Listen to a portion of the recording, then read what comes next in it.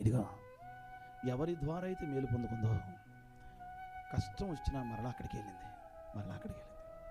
ఈరోజు చాలామంది చిన్న కష్టం వస్తే, చిన్న బాధ వస్తే దేవుణ్ణి వదిలేసి దేవునికి దూరం అవుతున్నారు. కొడుకు చచ్చాడు, ఎవరు ప్రార్థన చేస్తే కొడుకు పుట్టాడో మరలా ఎత్తుక్కుంటూ ఆయన కోసం వెళ్ళింది. మరి ఈరోజు నువ్వు చిన్న బాధ వస్తే, చిన్న కష్టం వస్తే దేవుని మందిరానికి ఎత్తుక్కుంటా రాకుండా లోకంలోకి ఎందుకు వెళ్ళావు? వాళ్ళ చుట్టూ వీళ్ళ చుట్టూ ఎందుకు తిరుగుతున్నావు?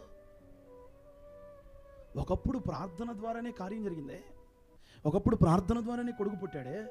అటువంటి ప్రార్థనా బలం దేవుని సన్నిధిలో ఉందని తెలుసుకుని దేవుని దగ్గరికి రాకుండా రోగం వచ్చిందని, కష్టం వచ్చిందని, దెయ్యం పట్టిందని, దరిద్రం ఊరేగుతుందని వెళ్ళకూడని స్థలాలకు నువ్వు వెళుతున్నావు.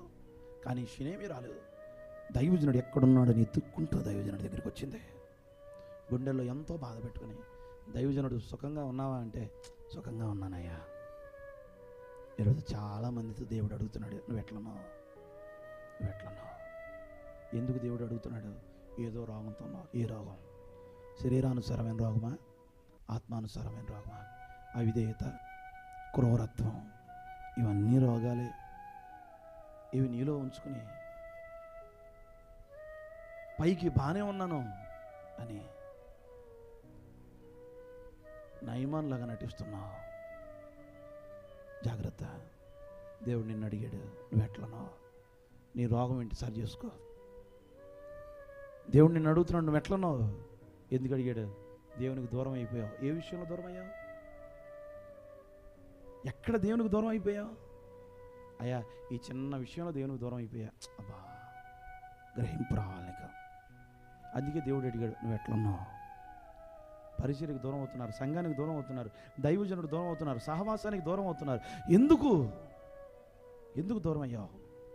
అందుకే దేవుడు అడిగాడు, నువ్వు ఎట్లున్నావు? రెండోదిగా దైవజనుడు అడిగాడు, నీ పెనిమిటి ఎట్లున్నాడు? ఎవరు నీ పెనిమిటి? పరమందున్న దేవుడు, నిన్ను సృష్టించిన సృష్టికర్త నీకు భర్త అయ్యి ఉన్నాడు. ఆయన ఎట్లా చూసుకుంటున్నావు? నీ వల్ల నీ భర్త సంతోషంగానే ఉన్నాడా? ఆనందంగానే ఉన్నాడా? హ్యాపీగా ఉండగలుగుతున్నాడా? సాయంత్రం సమయానికి ఇంటికి ఆనందంగా రాగలుగుతున్నాడా? అమ్మో, ఇంటికి వెళ్ళాలంటే గయ్యాలి గంపరా బాబు, అమ్మో.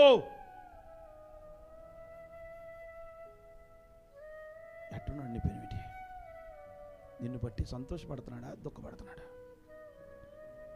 ఎలా ఉన్నాడు ఆయన?